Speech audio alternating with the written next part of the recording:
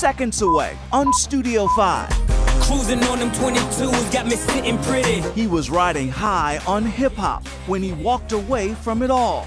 Could there be a Clips comeback? I do happen to know, let you in on a little secret, I know that we could still come back together and make edifying music that crushes everything out there. What's up, man? What's up, baby? Meet Gene No Malice Thornton and the producer of his I Am Second documentary. The point of I Am Second is how can we tell authentic, real stories that resonate with people. And Dad was a fighter. I guess I was just born into it. an MMA fighter seeks to overcome a troubled past. We have your first look at the film, The Fight Within, in Studio 5, starting now.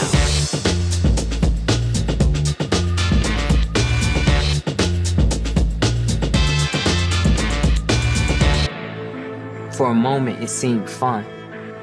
But in 2009, knock, knock, knock, it was the devil.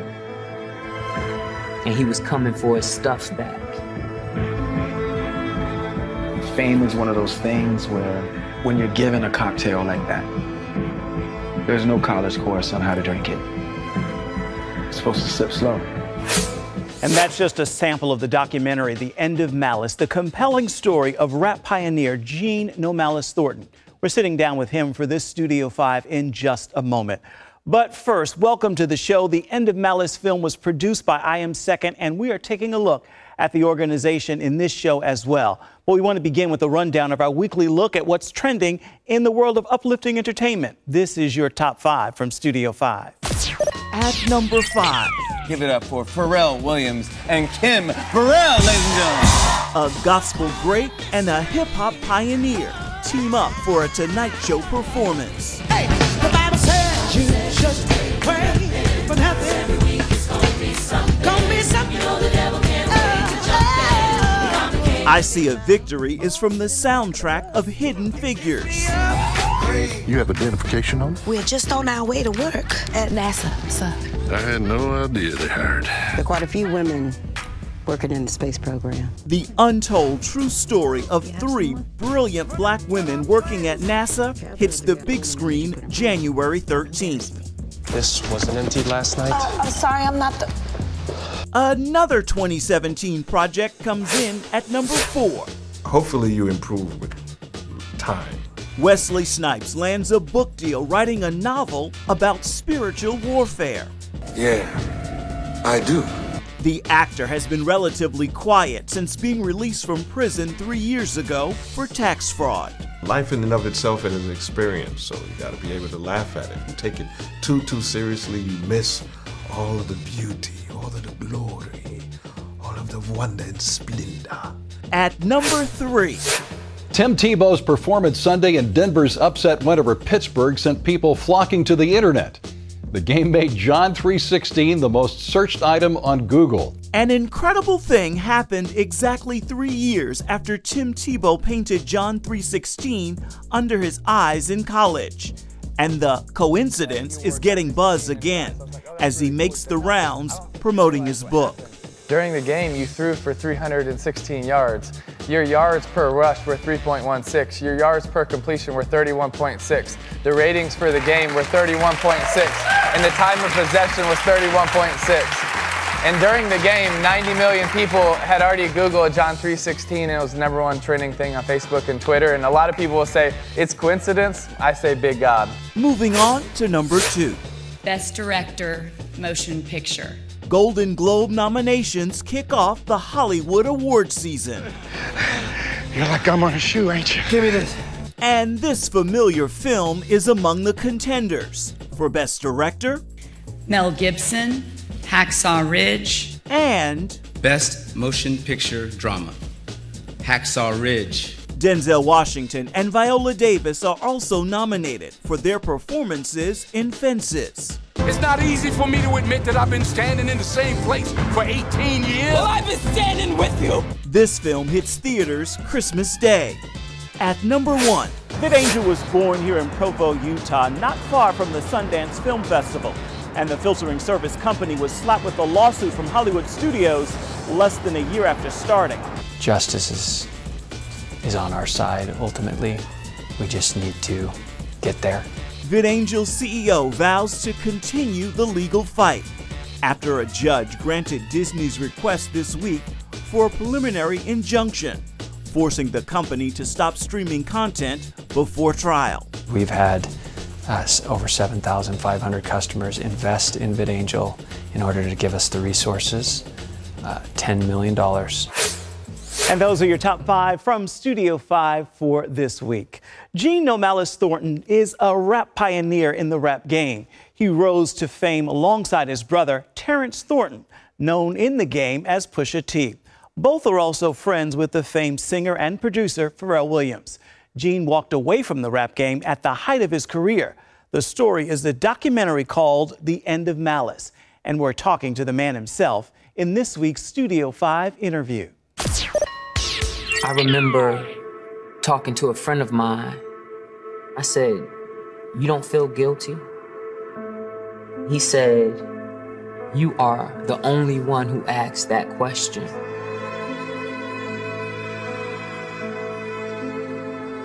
Having that Thornton energy, you know, Gene always be the guy looking for the whys. He was much more of a philosopher in his rhymes. For a moment, it seemed fun. But in 2009, knock, knock, knock, it was the devil. And he was coming for his stuff back.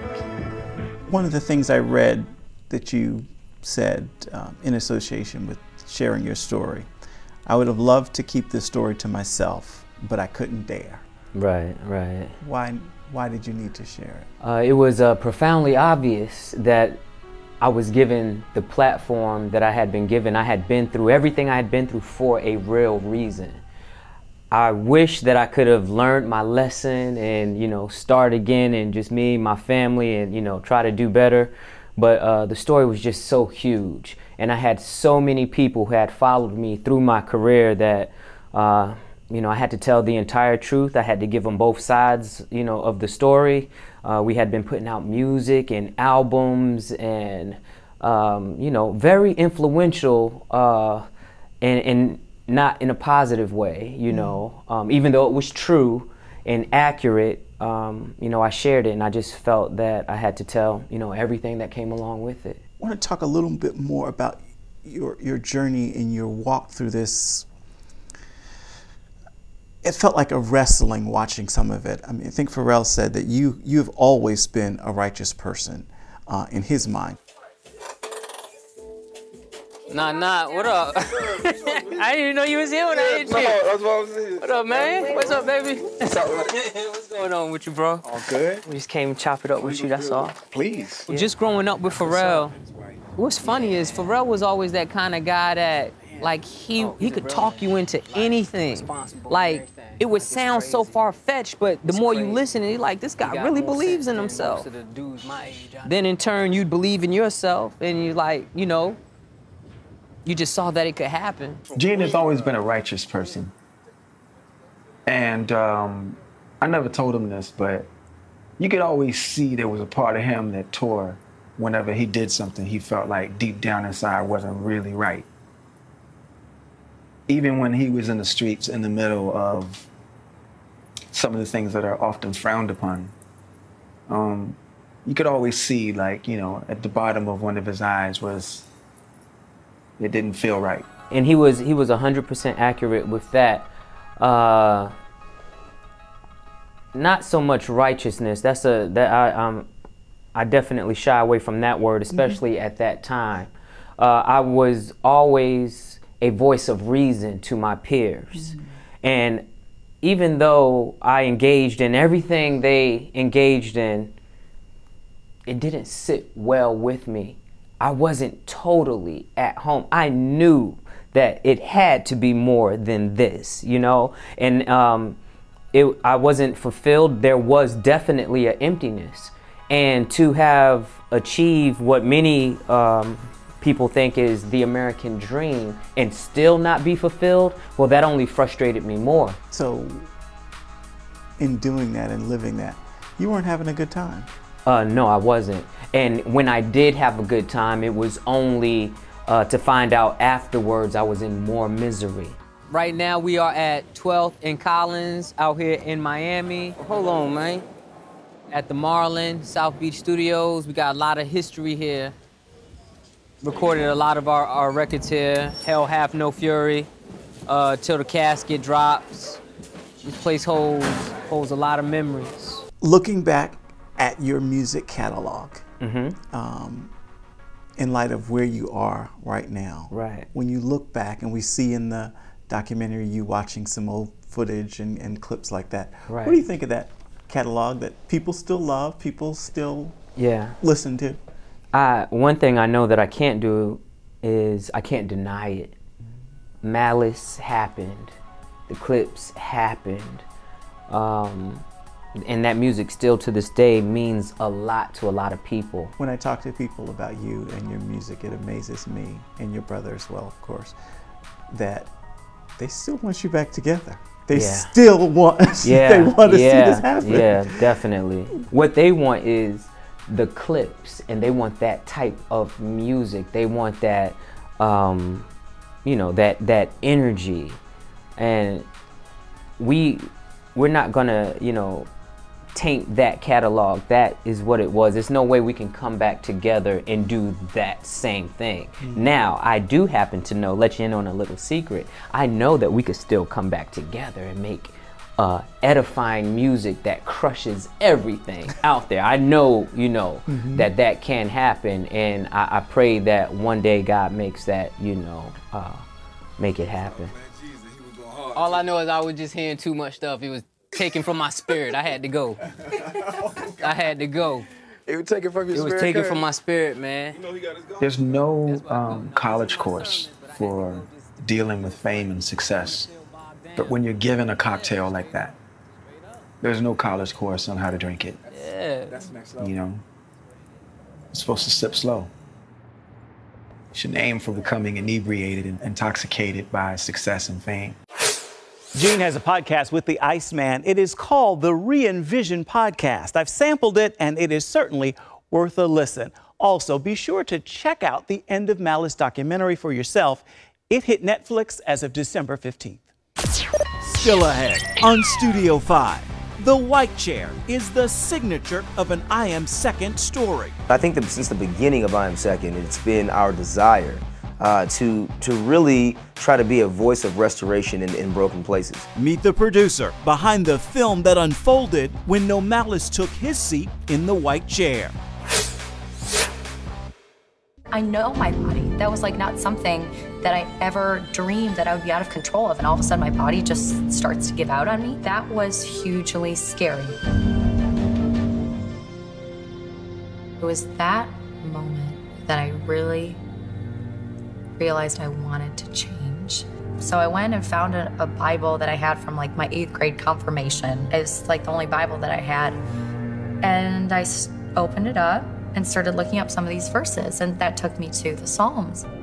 They were so rich and they were so real.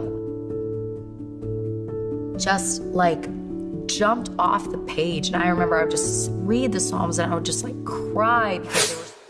That's a sample of one of the beautifully told stories produced by I Am Second. The organization also produced the End of Malice documentary, and it has more in the works. For a closer look at I Am Second, we're sitting down with producer Brandon Ricks. I used to sleep and watch rap videos in my grandmother's house. I was too little. She wouldn't have let me watch them. And I would sit there and watch them, and I just marvel. Late at night, I found people to look up to. There were no Barack Obamas, there were no Martin Luther Kings and Malcolm X's. They'd all passed away, and so I had Tupac. I've been trapped since birth. Cautious, cause I'm cursed. The fantasies of my family in a hearse. And they say it's the white man I should fear, but it's my own kind doing all the killing here. I Am Second. For someone who doesn't understand what I Am Second is, what is it? You know, I Am Second is just a way for us to reach the culture in unique and special ways. And, you know, we are trying to communicate a message to people all across our country and across the world, even as, you know, the World Wide Web has expanded the reach of content. that we're going through the same struggles. We are going through the same issues, dealing with anxiety and depression and addiction and whatever those ills may be. As a society, as human beings, we have more points of relation than we realize, and story is a phenomenal way for us to be able to connect. Having a secret just eats at you like so much, you know, and you feel like a liar the whole time you're around her, and you're trying to make up for this thing. You're trying to have fun, but you really can't even have fun because, you know, you've just, you know, wronged her. And the point of I Am Second is, how can we tell authentic, real stories that resonate with people and that point people to a true compass, to a true north. And in this case, with I Am Second films, we've captured stories from entertainers, from athletes, from everyday people that you may not even recognize in a grocery store.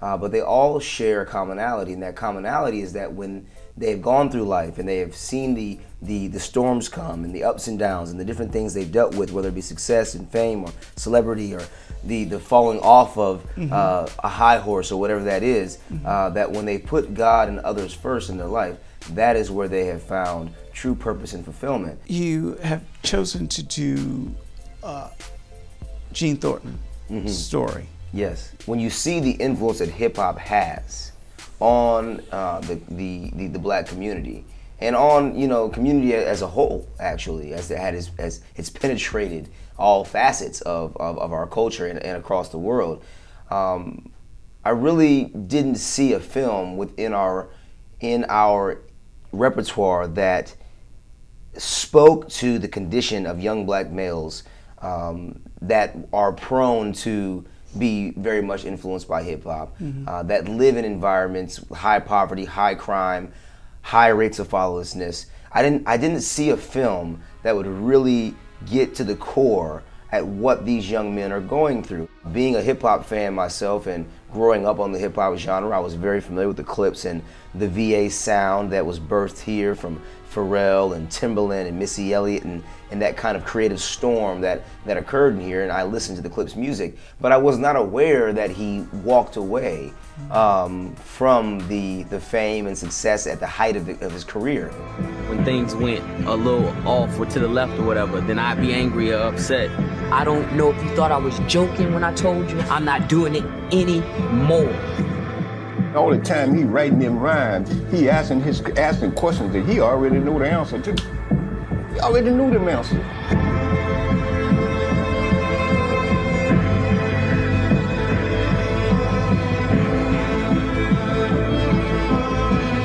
Even the most saved and sanctified person lives in a secular world. It's what you have on the inside that is what's supposed to ground you. Brandon and I Am Second are at work on other powerful documentaries. You want to stay connected right here to learn more about the focus of those compelling films. Still to come on Studio 5. I said, is this really about me? Or is it about you and your past glory? A mixed martial arts fighter faces a bigger battle outside the ring. See why the storyline delivers a compelling film. Next. The Fight Within is a story about a young mixed martial arts fighter seeking to overcome a troubled past and build a new life based on his new faith and his new love. We're giving you a first look at the film as it heads to DVD. I want to ask you a question this morning. Who are you? And by that I mean, what defines you? I didn't ask you what you do for a living. I didn't ask you what your name is. But who are you? You're a fighter? That's what you do? I don't get it. My dad was a fighter. I guess I was just born into it. I said, is this really about me? Or is it about you and your past glory? It's where I remind myself about God's plan for my life. God's plan. God has a plan for everyone. Why make a faith-based film about mixed martial arts? We use the metaphor of the fighting really in observance even with how our Christian walk. You know, each day, if you're going to live for God, if you're going to live for Christ, you have to make choices that a lot of times the world won't agree with.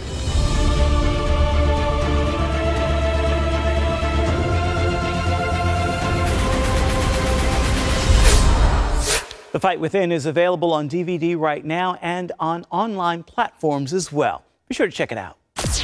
Still ahead on Studio 5, getting back to the I Am Second chair for a look at another artist who signed it and shared his story. You are fearfully and wonderfully made. You're exactly what I want you to be. And welcome back to Studio 5. Time for a sneak peek at what we're working on for next week's episode.